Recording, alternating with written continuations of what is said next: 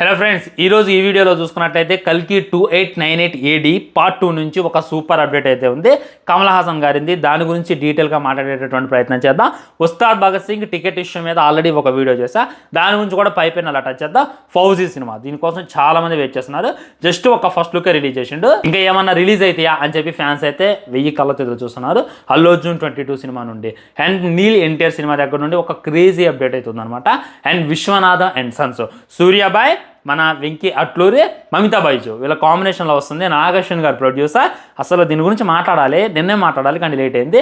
ఈరోజు ఈ వీడియోలో వీటన్నిటి గురించి డెప్త్ డీటెయిల్ మాట్లాడేటటువంటి ప్రయత్నం చేద్దాం. వీడియో అయితే చివరి దాకా చూడండి, మస్తు ఇంట్రెస్టింగ్గా ఉంటుంది అనమాట.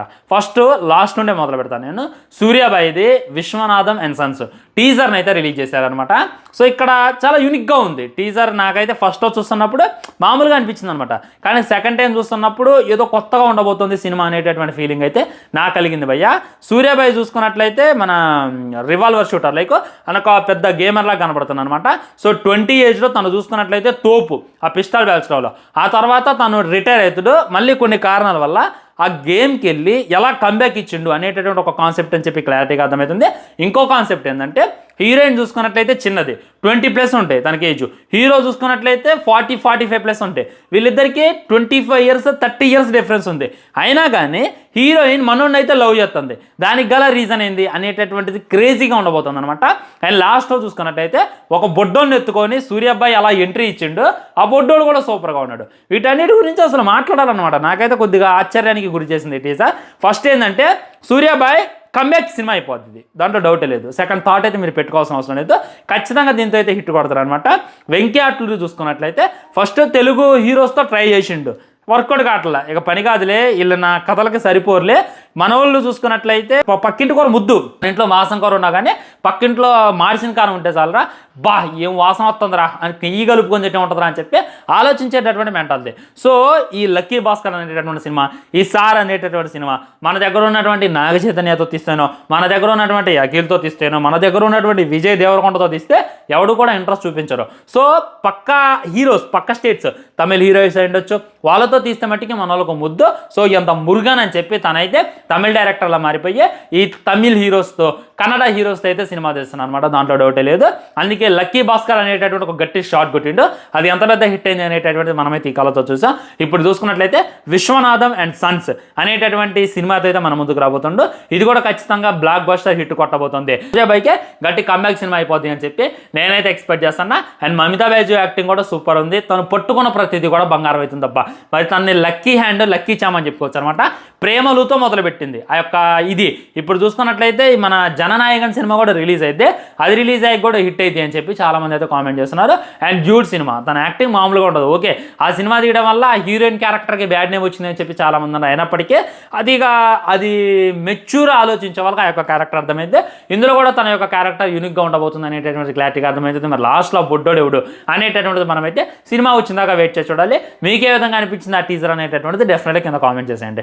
ఆ తర్వాత చూసుకున్నట్లయితే కల్కి 2898 AD ఇది చూసుకున్నట్లయితే ఈ ఫ్రెండ్స్, ఈ ఫ్రేమ్స్ ఏవైతే ఉన్నాయో కల్కి పార్ట్ 2కు సంబంధించినటువంటి ఫ్రేమ్స్ అనమాట. సోషల్ మీడియాలో మస్తు వైరల్ అవుతాను అనమాట. ఆయన ఒక్కొక్క ఫ్రేమ్ను అబ్జర్వ్ చేస్తే చాలా అంటే చాలా కొత్తగా ఉన్నాయి, చాలా అంటే చాలా యూనిక్గా ఉన్నాయి. ఇది ఏవైతే ఉన్నాయో AI అని చెప్పి కూడా చాలా మంది కామెంట్ చేస్తున్నారు, కానీ దీనికి మించి ఉండబోతుంది అనేటటువంటిది క్లారిటీగా అర్థమవుతుంది.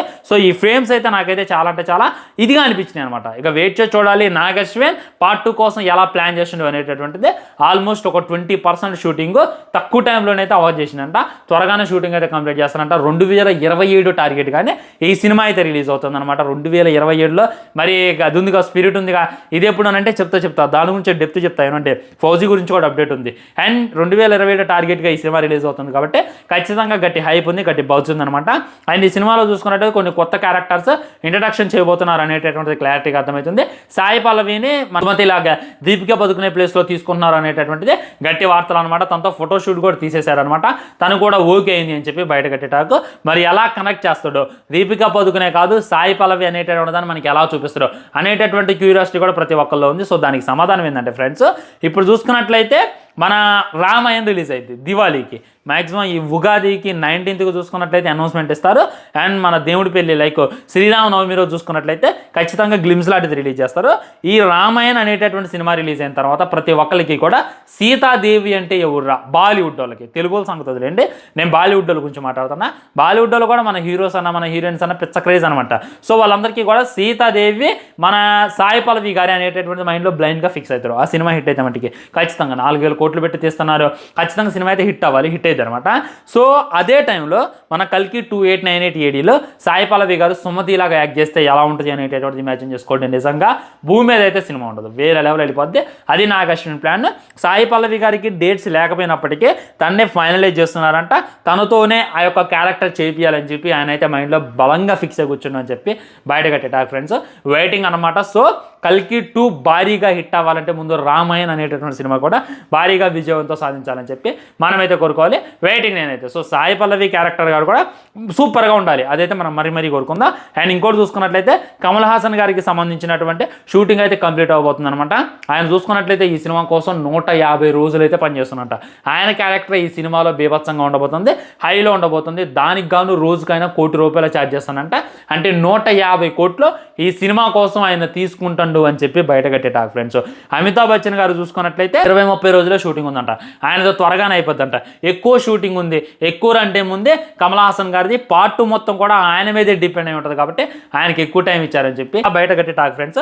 వెయిట్ చేసి చూద్దాం అనమాట ఏమైంది అనేటటువంటిది. సో మరి కమల్ హాసన్ గారు 150 కోట్లు తీసుకుంది నిజమా అబద్ధమా అంటే బయట అయితే న్యూస్ ఆ విధంగా ఉంది. నాకు తెలిసి 150 కోట్లు అయి ఉండదు, మహా అయితే ఒక 50 కోట్లు 60 కోట్లు అయి ఉంటుంది అనమాట. 150 కోట్లు ఆయనకైతే ఎలా, ప్రభాస్ అన్న ఈ సినిమా కోసం తీసుకునేది 200 కోట్లు. సో హీరోకి సరిసమానంగా అయితే అంత రెమ్యునరేషన్ అయ్యారు, మహా అయితే 100 కోట్లు ఇచ్చి ఉంటారని అని చెప్పి నాకైతే అనిపిస్తుంది ఫ్రెండ్స్. అండ్ ఇంకోటి అనమాట మధ్యలో చేస్తున్నాయి అయితే రీసెంట్గా మన రామ్ చరణ్ అన్న చాలా రీల్స్కి అయితే లైక్ కొడుతున్నాను అనమాట. అసలు నాకే షాకింగ్ అనిపించింది. ఒక బొడ్డోని పెద్దిని పెట్టి AI వీడియోని ఒకటైతే క్రియేట్ చేశారు, దానికైతే మన రామ్ చరణ్ అన్న లైక్ చేసిండు. ఇంకొన్ని వీడియోస్కి అయితే లైక్ చేయడం ఇన్స్టాగ్రామ్లో మనమైతే చూడొచ్చు. రామ్ చరణ్ లైక్ రీల్ అని చెప్పి సోషల్ మీడియాలో బాగా వైరల్ అవుతున్నాయి అనమాట.